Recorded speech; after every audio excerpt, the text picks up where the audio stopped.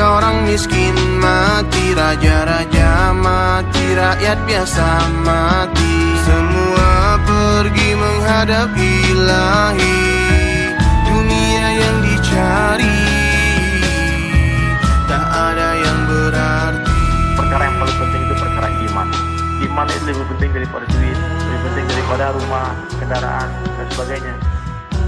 Bismillahirrahmanirrahim. Assalamualaikum warahmatullahi wabarakatuh.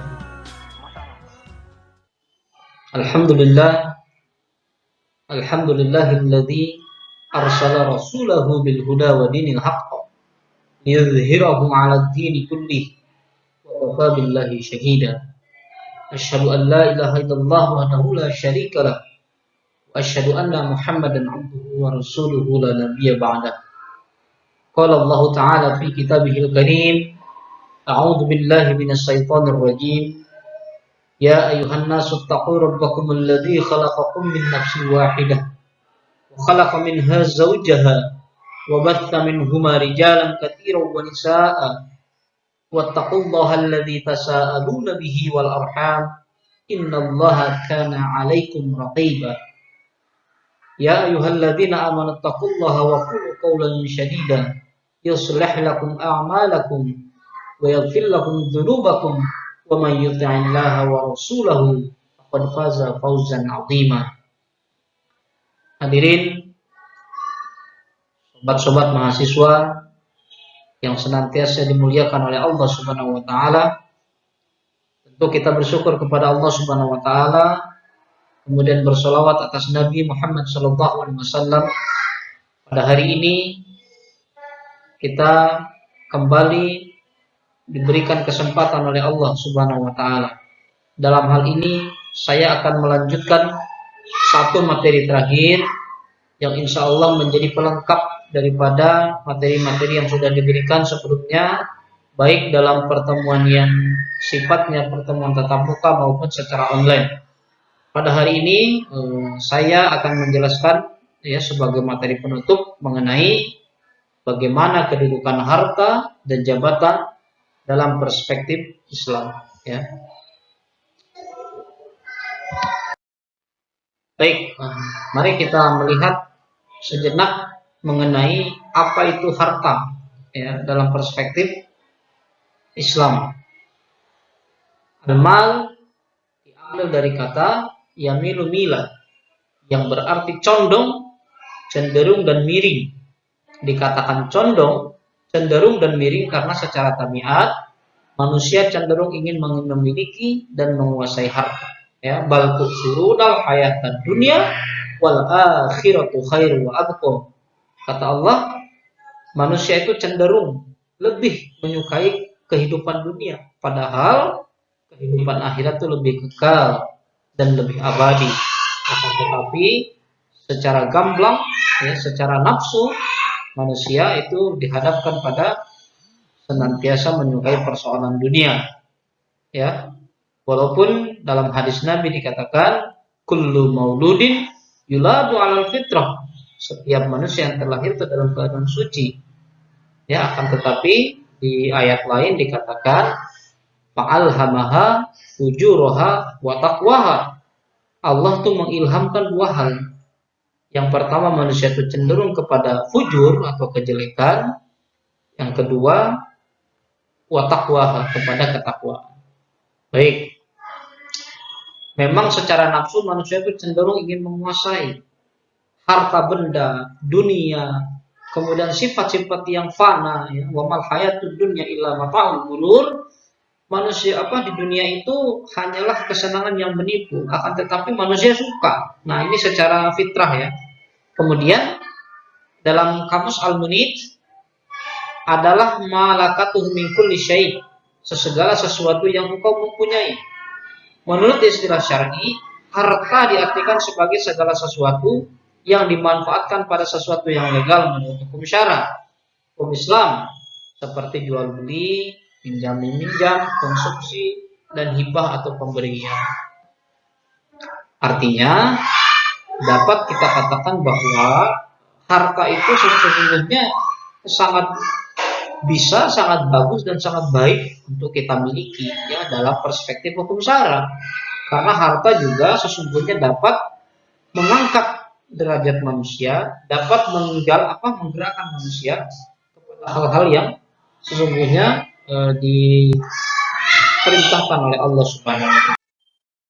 Baik, kita masuk kepada definisi harta menurut para imam mazhab ya. Kalau kita lihat di sini ada mazhab Imam Hanafi. Beliau berpendapat bahwa harta adalah segala sesuatu yang dapat diambil, disimpan, dikuasai dan dapat dimanfaatkan. Maka dalam Al-Qur'an kata al-mal dengan berbagai bentuknya disebut 87 kali yang terdapat dalam 79 ayat dalam 38 surat. Berdasarkan pengertian tersebut, harta meliputi segala sesuatu yang digunakan manusia dalam kehidupan sehari-hari, seperti uang, tanah, kendaraan, rumah, perhiasan, perabotan rumah tangga, hasil perkebunan, perikanan, laut, dan lain-lain. Artinya, mal yang dimaksud di sini adalah mencakup seluruh aspek kehidupan dunia. Kenapa demikian? Ya, harta itu adalah bagian dari lingkup kecil daripada dunia tersebut. Maka kata-kata mal yang dimaksud di situ adalah mencakup yang tersebut di atas. Karena apa? Kenapa Al-Quran begitu banyak menyebutkan? Ya, karena memang Al-Quran itu kan minal huda wal furqan, sebagai petunjuk bagi orang-orang yang ingin mendapatkan petunjuk. Ya, kalau tidak ingin mendapatkan petunjuk ya susah. Maka selama di dunia, ya, fa in tamassaktum bihi lan tadillu abada, kitabullah wa sunnati rasul.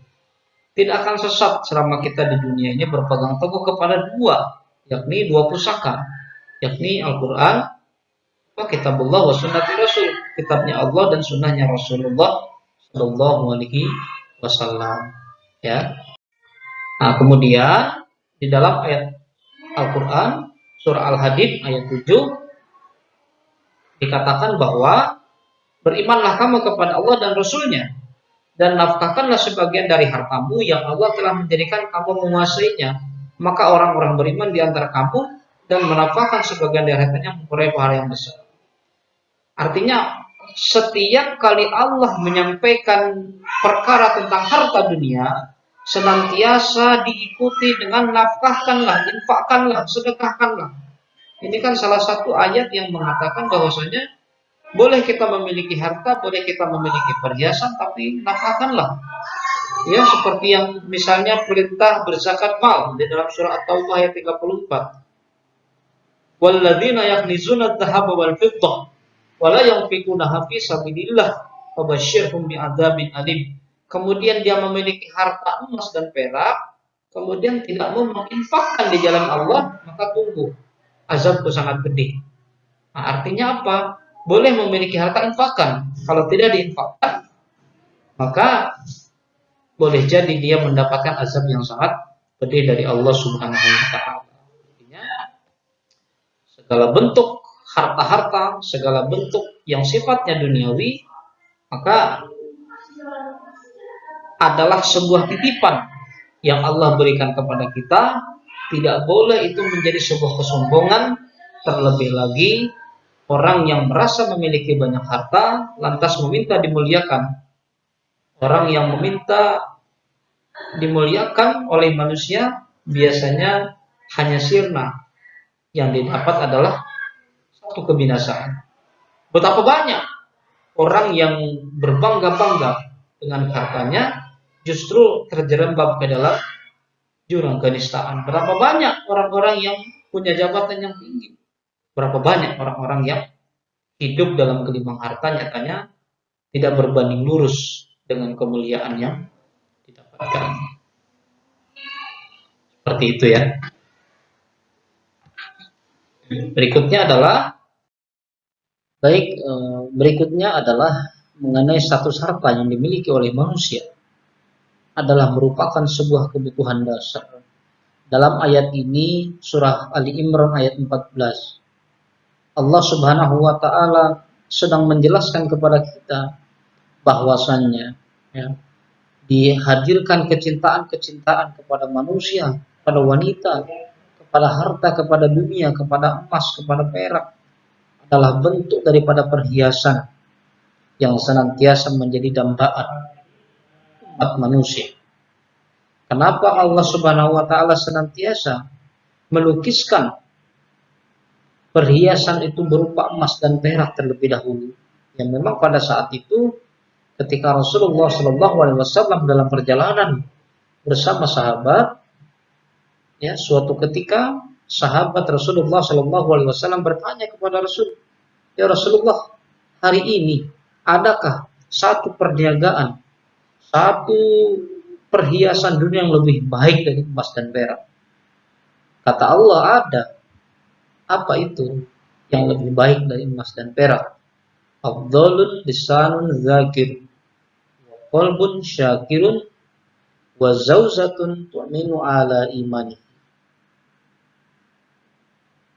Ada yang lebih baik daripada emas dan perak. Apa itu? Afdhalun syakirun, ya, afdhalul lisanun zakir. Apa itu? Sebaik-baik perkataan adalah orang yang senantiasa berzikir kepada Allah. Kemudian hati yang senantiasa bersyukur kepada Allah Subhanahu wa taala. Begitu juga harta sebagai perhiasan hidup. Dalam surah Al-Kahfi ayat 7, sesungguhnya kami telah menjadikan apa yang ada di bumi sebagai perhiasan baginya agar kami menguji mereka siapakah di antara mereka yang terbaik perbuatannya. Artinya Allah senantiasa hadirkan sebagai perniagaan berupa perhiasan adalah tidak lain dan tidak bukan untuk menjadi ujian bagi hamba-hambanya. Yang beriman, yang tidak beriman, yang kufur, yang syukur, semua Allah uji dengan. Kemudian harta sebagai ujian keimanan. Kenapa harta juga dijadikan sebagai ujian keimanan? Tidak sedikit orang yang terjerembab ke dalam jurang kenistaan. Tidak sedikit orang yang tadinya mulia karena hartanya, kemudian dia menjadi hina dina. Karena apa? Banyak orang yang tergiur dengan harta, lantas kemudian menjadikannya iman tergadaikan. Tauhid tidak lagi menjadi pondasi, tauhid tidak lagi menjadi panglima bagi dalam kehidupannya, akan tetapi dia tunduk dan patuh kepada harta yang notabene harta tersebut adalah bagian dari kehidupan dunia dan kesenangan yang menipu. Ya, kemudian harta juga sebagai bekal ibadah. Bagaimana mungkin harta tidak menjadi bekal ibadah? Karena ya kita mampu beribadah dengan harta-harta kita. Ada yang mengatakan harta tidak dibawa mati, memang secara fisik tidak dibawa mati. Akan tetapi secara rohani, secara batiniah, harta-harta yang kita infakkan di jalan Allah selama kita hidup itu akan membawa kita kepada ketenangan yang abadi. Ya. Kemudian di dalam surah Al-Mulk juga dijelaskan, ya, walladzi ja'ala lakumul arda darulan famshu fi manakibiha wa khudhu min rizqihi wa ilaihin nusyur.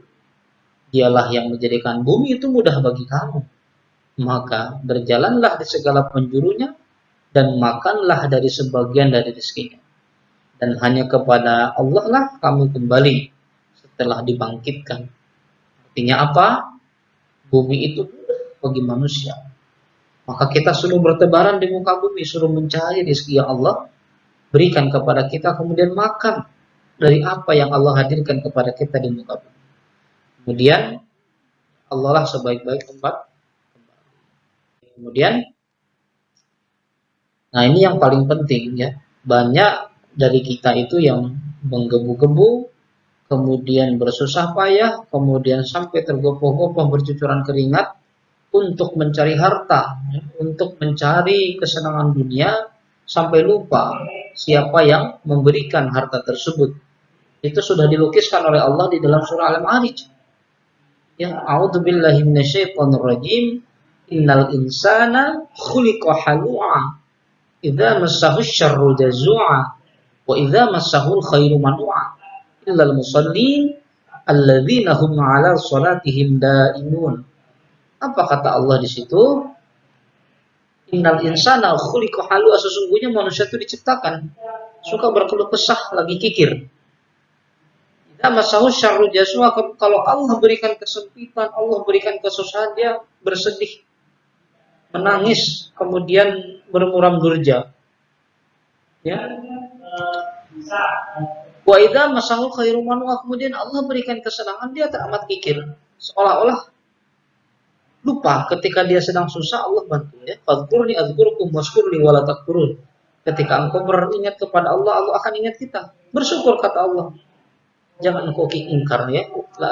La in syakartum azidannakum wa la in kafartum inna 'adzabi lasyadid.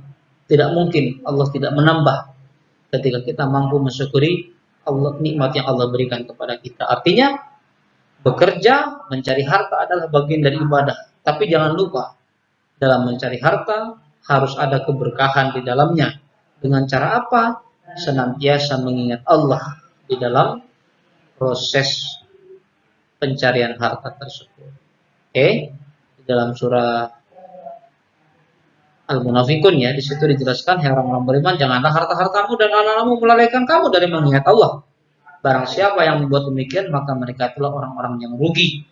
Artinya kepemilikan harta kita, anak-anak kita, istri-istri kita, jangan menjadikan itu lalai untuk mengingat Allah Subhanahu wa taala. Kemudian tentu dalam kita berusaha mencari harta, jangan sampai kita mencari harta-harta yang haram. Karena harta yang haram itu akan mengakibatkan perbuatan dosa.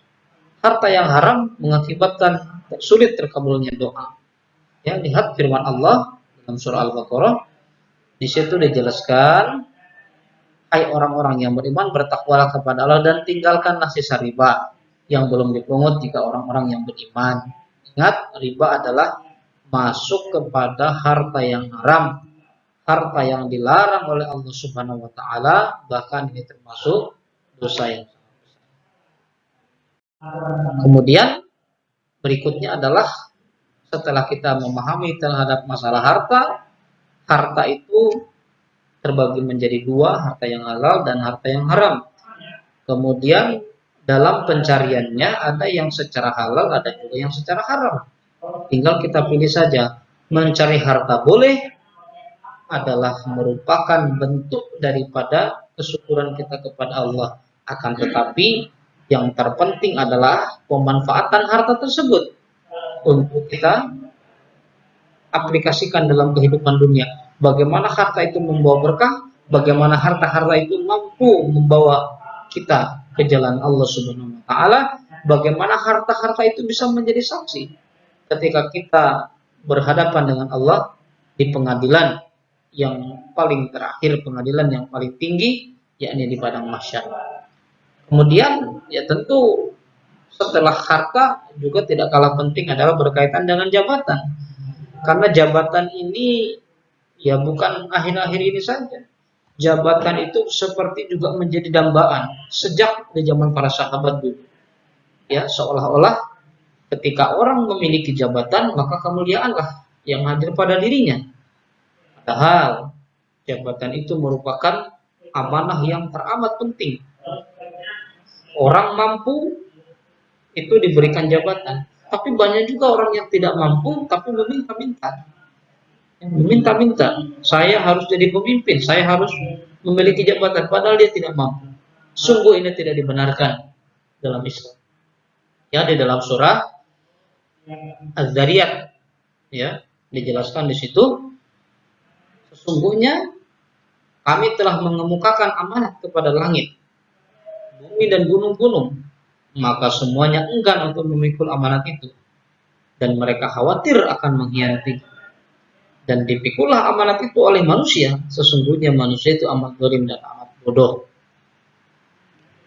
Jadi Allah di sini telah mengemukakan amanat, telah memberikan amanat kepada langit, kepada gunung. Mereka semua enggan, karena khawatir tidak mampu mengemban amanat tersebut. karena yang akan memberikan amanah itu Allah Subhanahu wa taala. Tapi ya memang itulah diolah oleh manusia.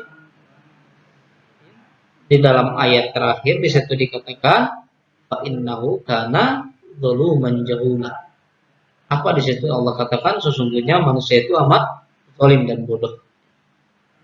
Jadi orang yang suka meminta-minta amanah, meminta-minta jabatan padahal dia tidak mampu mengemban amanah tersebut, di situ dikatakan oleh Allah wa innahu kana zaluman jahula. Ya, artinya manusia yang demikian itu adalah manusia yang zalim dan bodoh. Itu ya. Artinya manusia diberi beban amanah karena ia memiliki kemampuan berbeda.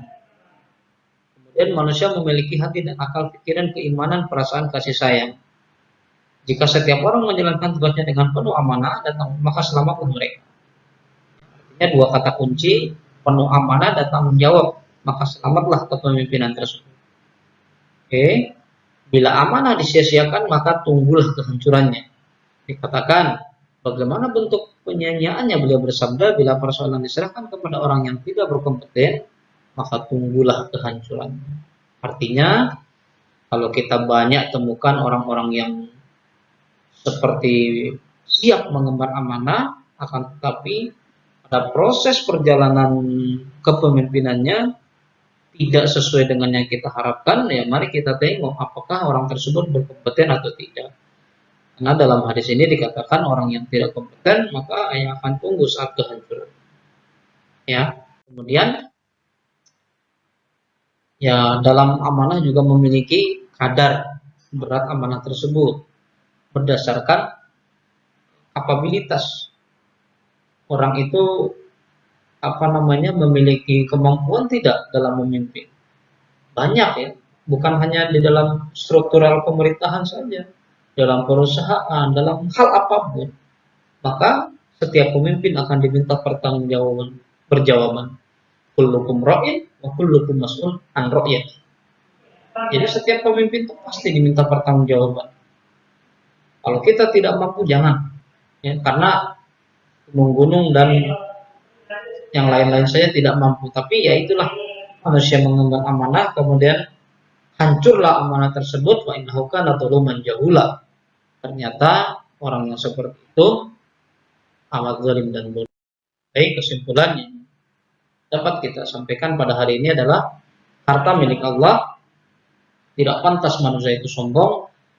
Ya, dalam diri manusia itu adalah hanya kotoran yang hina-hina, bahwa apa yang dimiliki itu adalah merupakan bagian dari titipan.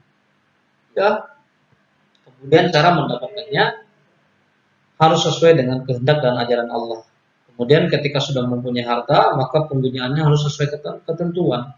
Maka ketika sudah memiliki harta, jangan lupa dizakatkan, disampaikan kepada orang yang membutuhkan dan bermanfaat. Harta adalah bagian dari ujian hidup.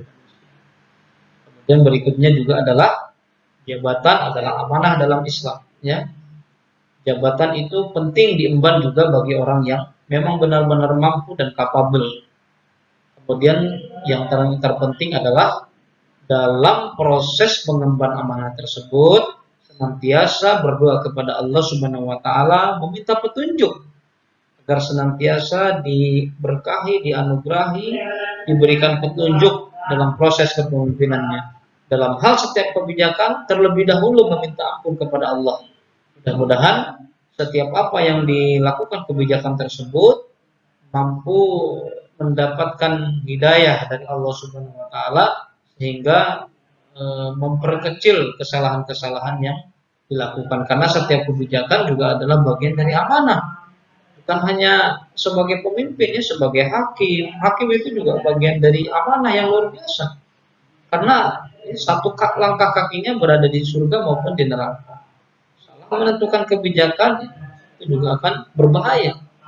Ya, karena adil itu adalah milik Allah Subhanahu wa taala. Maka sebagai orang yang diberikan tanggung jawab untuk mengemban amanah tersebut, maka senantiasa meminta ampun kepada Allah Subhanahu wa taala. Jadi intinya itu ya.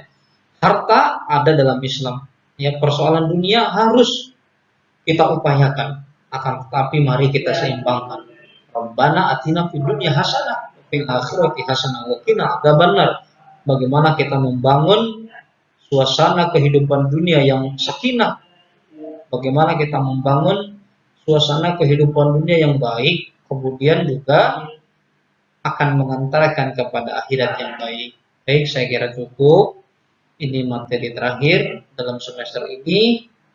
Mudah-mudahan materi 1 sampai materi hari ini dapat dipahami oleh kita bersama. Yang selanjutnya kita akan fokus kepada proyek yang akan kita kerjakan bersama-sama. Saya kira demikian. Nasrun minallah wa fathun qarib wa basyiril mu'minin billahi fi sabilil haq wastabiqul khairat al-haqqu min rabbik fala takunanna minal mumtarin. Wassalamualaikum warahmatullahi wabarakatuh.